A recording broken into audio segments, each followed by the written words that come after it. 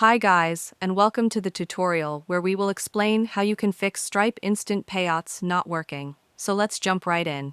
First, make sure your Stripe account is fully verified, as instant payouts only work for verified business accounts in supported countries.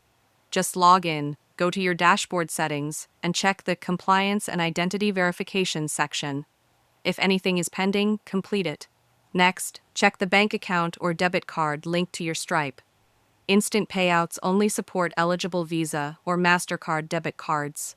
Go to Settings, Bank Accounts, and Scheduling, and make sure your card supports fast transfers. If not, try adding a new one. Now, make sure you have funds available for payout. Instant payouts only work with your available balance, not pending. Go to the Balances section and check if funds are ready. If not, you may have to wait a bit. Also, look out for any issues that might have paused the feature. Things like disputes, chargebacks, or account warnings can block instant payouts. Check your dashboard messages and email for any alerts from Stripe.